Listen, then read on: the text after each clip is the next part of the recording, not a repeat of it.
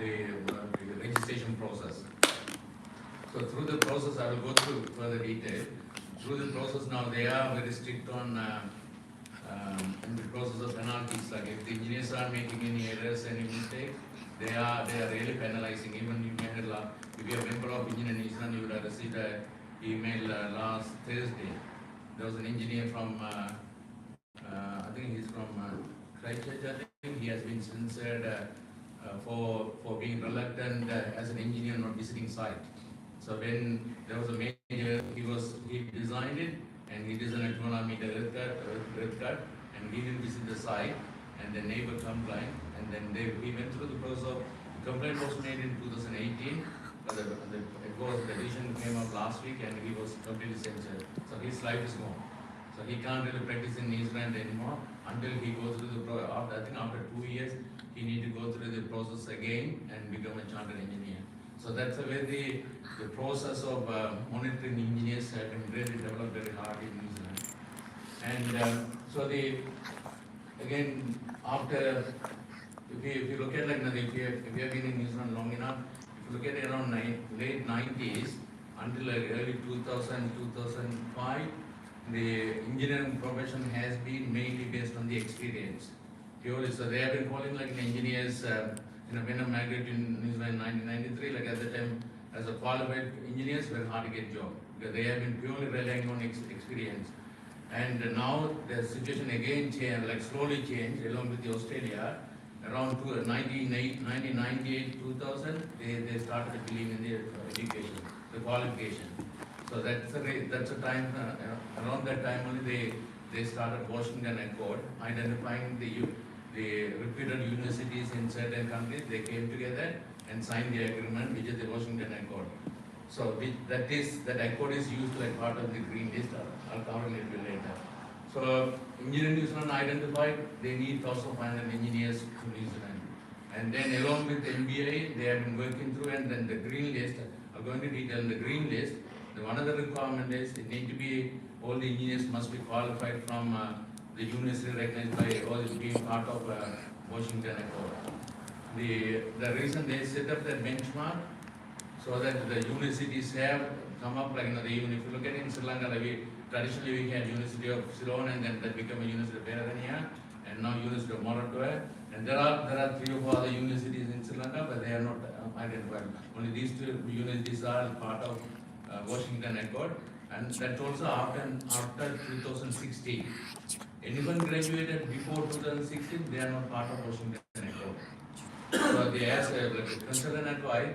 So if you are to employ like anyone before 2016, we need to go through a process of advertising because they are not qualifying under Washington Accord. So like anyone anyone qualifying under Washington Accord only can have under green list. And the part of engineering practice, like what we have been talking, what's expected from the employers, as pointed out, like it's not easy to get job in New Zealand. Like although like everyone opened up and there's a demand for 1,500 engineers in New Zealand right now. But the issue is the 2 challenges like the employers are facing. One is the recession, like the whole world is moving towards recession, and the New Zealand is one of the country also like being part of like affected by the recession and the local.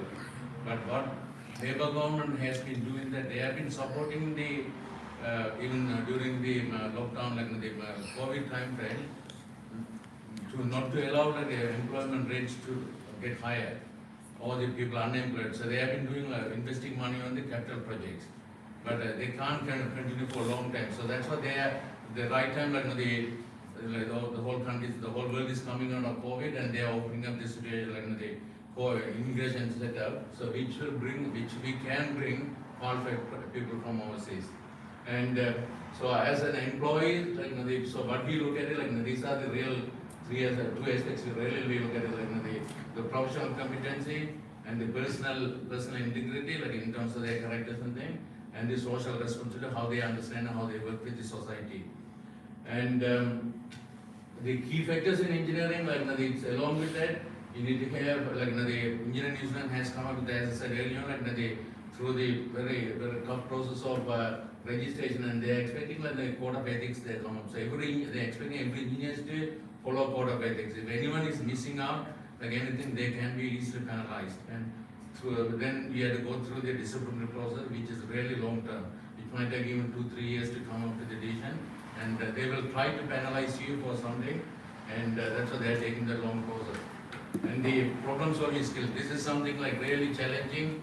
And as an employer, like I have been struggling like for the last 2.5 years nearly, hard to find job, good people in New Zealand. So we get people like a lot of people coming from, because we didn't have choice, we had to employ, we had to continue with our business.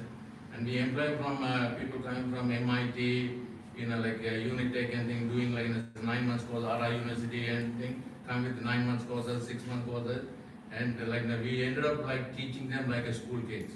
You had to teach them like to explain one aspect of engineering, you have to do several times.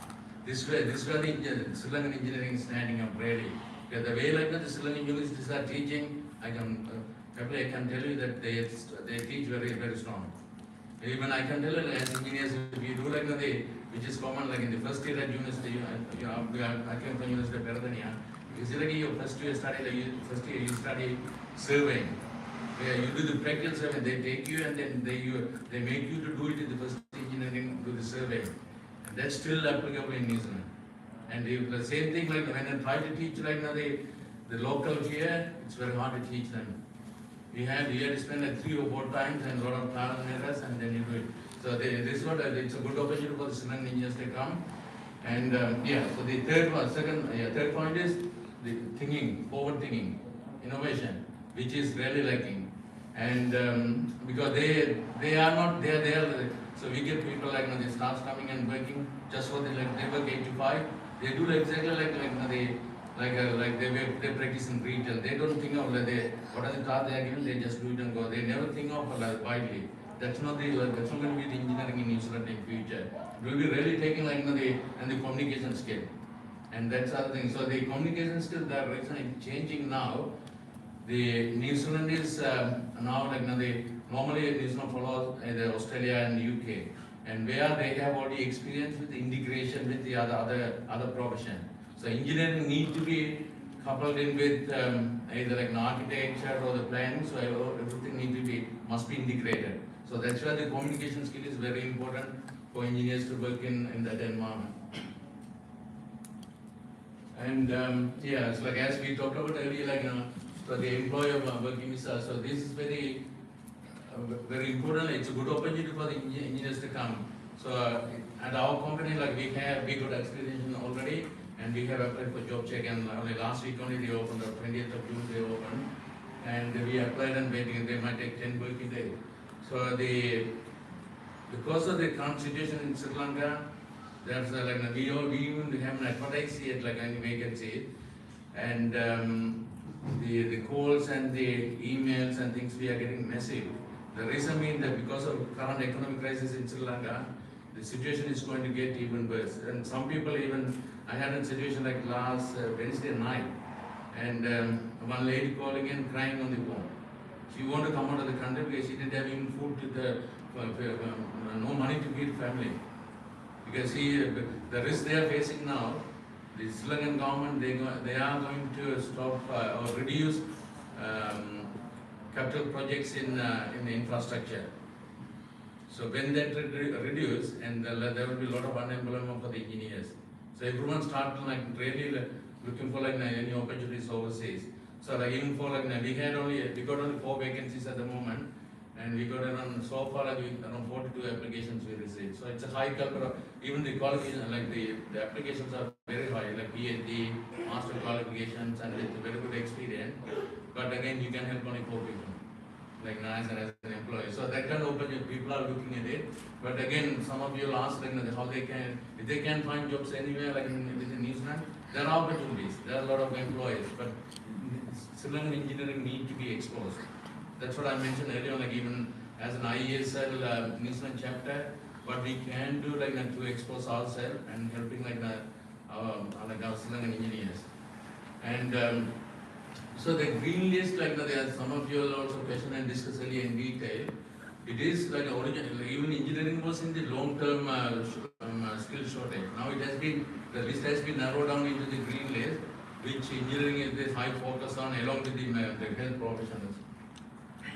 These are the engineering lists. They are like even some of the patients you ask, like they even project builders there and surveyors, and but again those if you want to be in the green list, they must be like they must be under Washington Accord, federal like universities, and all engineering they are civil, they are electrical, even the telecommunication, structural, like all sort of engineers they are really even the geotechnical engineers. So if you look at from the education point of view, like the degree point of view, like all civil engineering and geotechnical engineering, structural engineering, all are under one. The degree point of view is one, like only one or two subjects you specialize in that field.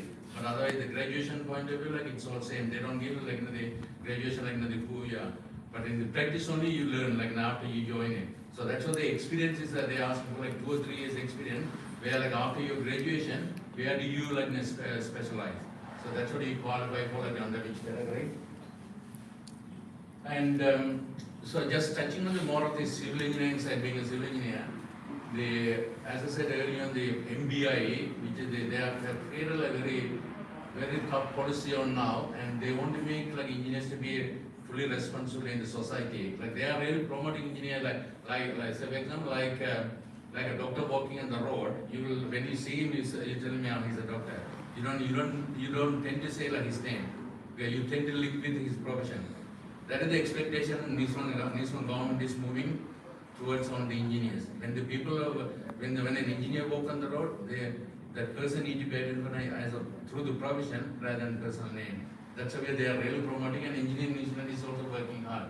But by doing that, they are changing some policies here, and so they are changing the current registration board. Like at the moment, the membership and the registration board are linked together like under engineering New Zealand. So what the proposal is, they are trying to separate out membership and the engineering profession because they want to purely get the engineers to focus on what their role and what their duty like in the society. And as I said earlier, you can see that so the way they did the proposal in the long term one, and then the other way they are doing the like a roadshow now and taking engineers to be like fully responsible in the society. So you can see there like in the gray color area, you can see the disciplinary process. Sorry, the purple color one. So where are the like giving the discipline, and then even they are proposing to take the engineer to the court. The other moment, like as I said, the example I gave you, the failure in Christchurch where 200 people died, and the engineer still escaped. He's still in the society, and he's still practicing like nothing, not alone. He is not allowed because he doesn't have any license now, but he's working for someone.